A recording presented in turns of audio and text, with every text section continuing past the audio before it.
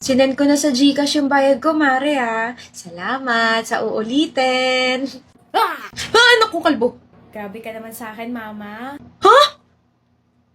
Nandito ka na? Surprise! Hindi po ako yung padala ngayon kasi ako na yung dumating. Ano?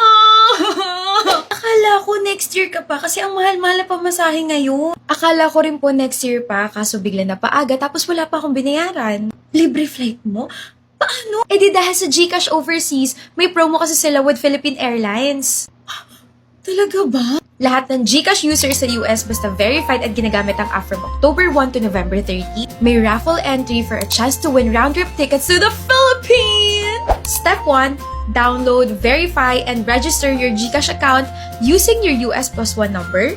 Step 2, use the GCash features available in the US from October 1 to November 30 para magkaroon na agad ng entry for a chance to win round-trip tickets to the Philippines. Winners are announced this December 10, 2025. Yan ang tinatawag na milagro ng Pasko. Hay, amoy anak ko na ulit tong bahay, hindi na amoy kahon. Totoo po, pero ma, wag niyo muna hugasan yung kumot ko ha. Para maamoy mo pa ako pag alis ko. Huwag nang umalis. Kapag umalis ka pa, it's either magpapadala ka ulit ng balikbayan box, o ikaw yung ikakahon ko para hindi ka na makaalis dito sa bahay. Si mama ang drama, gutom lang yan po. Kaya join the GCash Overseas and PAL raffle promo to win a trip back home. Aalis ka na? Oo. Pagod na ako. Pagod na ako maglinis ng kalat mo, pagod na ako maglampaso, pagod na ako magwalis, pagod na ako magpunas ng mga bintana, pagod na ako mahalin ka. Hindi umalis ka. Talaga. Huwag ka nang babalik dito. Talaga. Kunin mo na mga gamit mo. Oh, bakit isang bag lang yung dala mo? Kulang pa yan ah. Kasi kinuha ko lang yung mga damit ko from Lovito.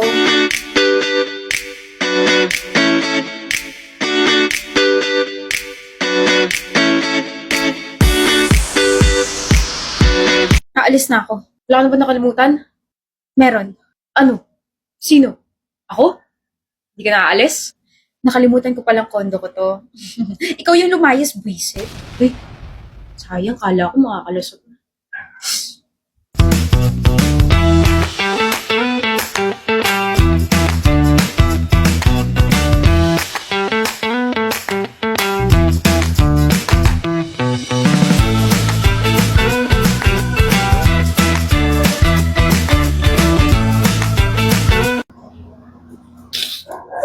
What the? Ano nangyari sa'yo? Parang ang aswang dyan. Ate, please. I have no time for your pang-aasar. I am literally heartbroken right now. Break na kayo. Break na nga. Grabe. Feeling ko sobrang haggard ko na. Hindi lang feeling, haggard ka talaga. Look at yourself. Sira makeup mo, ang gusugusin mo, tapos yung usok sa jeep kanina, ang lala kasi bugang-buga talaga sa amin. Imagine, broken-hearted na ako. Broken pa yung skin barrier ko. For sure, magkakapimple na naman ako nito tomorrow. Ruined makeup, usok, tapos yung pagiging oily ko pa. Iiyak talaga ako. Nakalimutan mo yata nandito ang ating mong number 1 fighter. Let's wipe all those dirts with the CeraVe Foaming Cleanser and the CeraVe SA Smoothing Cleanser. The CeraVe cleanser can gently remove excess oil without damaging your skin barrier. Has 3 ceramides and it helps to make your skin feeling clean, fresh, and protected. Huy ate, ang fresh ko! Oh, hindi halatang niloko ng ex.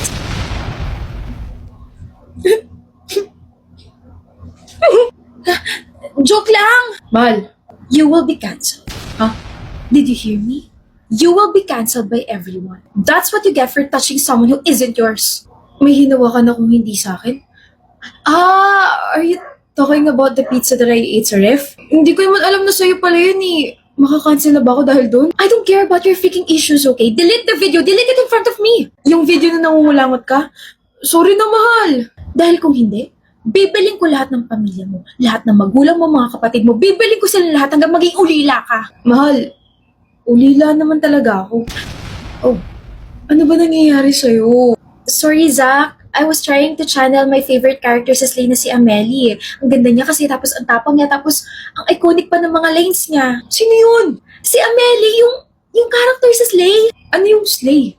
Okay, so this is a mystery series sa GMA wherein these 4 women, si Liv, si Yana, si Sugar, tsaka si Amelie. Meron silang motive to kill this fitness influencer na si Zach. Kaso, Zach? Ako? Anyway, kaso, namatay si Zack sa isang gym fire and these 4 women, they found themselves na nadamay sa pagkamatay niya. Curious ako Tapos ang pumatay, si... Sino kaya yung pumatay sa kanya? Panoorin po natin sa GMA Prime, Mondays to Thursdays, 9:30 p.m. Babe, sino? Panoorin mo na lang. Mahal! Good morning, Fifa. Good morning, Pharaoh. Bakit ayaw mo akong pansinin pagkatapos mo mag-hysterical? Ano? Anong hysterical? Ikaw, ha? Dali na lang natin siya sa ospital. What if it's something serious? Kahit mo naman, di ba kung gano'n siya namumutla? Kausapin ko na yung nurse. Asawa mo? Ha? Makapag-react, akala mo naman asawa mo si Krisha. Bro, do you even hear yourself? This is not the right time to joke. And this is not the right time para maging OA ka. May lagnat lang yung tao, kala mo naman mamamatay siya. She joked a few days ago na kapag namatay daw siya, mamimiss ko siya. So, what if... Bakit mo ako binatukan? Before ka pa pumasok sa school na to, ganyan na siya mang guilt trip. Nasabihin niya na rin kami na wala siyang sakit o ano. Lagnat lang yung meron siya, pre. Huhupa din yun bukas. Seryoso ba? What if she's lying? Eh di mamamatay siya. Ano ba, pre? Ikaw ang ano ba? Sinabi na kayong totoo, ayaw pa rin maniwala. Ewan ko sa'yo. Love ka lang yata. Asawa mo ako? Tigilan mo nga ako. Girlfriend? Ano ba? Wala ako nakamamatay na sakit, hindi pa ako mamamatay. Lagnat lang yun nangyari. I don't care. I don't care? Sure ka? Parang hindi yun yung narinig ko sa mga blockmates natin. Kasi sabi nila, nung nag-collapse daw ako, sumigaw ka, nagpanik, tapos binuhat ako, tapos tumakbo ka papuntang klinik. Tapos hindi ka rin mapakali, tapos parit-parito ka, tapos gusto mo pa ako dalhin sa ospital, tapos, oo na, nag-alala na ako sa'yo. Pero nonchalant ako. Tangik, tinatawag kita. Okay na ulit ako, hindi na ako maputlao. Ganda-ganda ko na kaya ulit. Never ka naman pumangit. Ay, hindi yan galing sa awa. I'm telling the truth. Why are you smiling like that? Ang creepy mo. Kinilig ako bigla. Parang ang weird pakinggan na mabait ka sa akin. Mabait naman talaga ako sa'yo. Eh, di pa kopya ulit. Joke lang, ako na yung babawi. Sige, ililibre na kita. Ng ano? Siguro kahit ano except tao, bagay, hayop, lugar, pangyayari, kinakain, ginagamit. Wah, nag-offer ka pa ng libre. Ililibre na lang kita ng pasensya kasi never ako mawawala sa buhay mo. Or kahit mamatay man ako, stop talking about death. Ayaw mo ako mawala? Ayaw mo ako mawala? Ayaw mo bang mawala tong cute na to na ang pangalan ay si Krisha? Ayaw mong mawala. Da! O, yan, bayad ka na. Pero, i-delete mo yan. Ayoko nga. Pero! Sige na nga. Talaga? I-delete ko to, pero gagawin ko muna tong wallpaper. Pero! Nakita rin kita walang voice. Good morning. Kita kang ngiti? Masama? Wala lang, di lang ako sanay. Dati kasi lagi ka nakabasang. Talaga? Di ko napapansin. Niloloko mo ba ako? Kahit hindi pa tayo, wala naman akong balak lokohin ka. Bakit ka ganyan makatingin? Ano sabi mo? Bakit? Kahit hindi pa tayo, wala ka naman balak lokohin ako. Oo. Ano meron? It means seryoso ako sa'yo. Huh? Weirdo. Ako pa talaga? Kung ano-ano kaya mga pinagsasabi mo dyan? I think my heart just fluttered.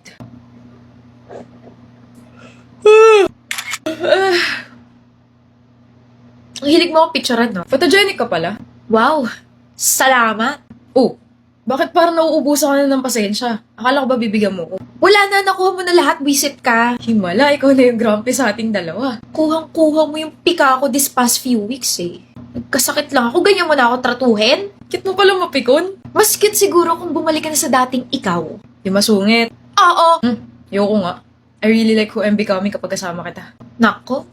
Pero, careful. Baka naman mag-assume ako niya na may gusto ka sa akin. Baka nga. Baka nga gusto na kita. Hindi. Let me rephrase that. Krisha, gusto na kita.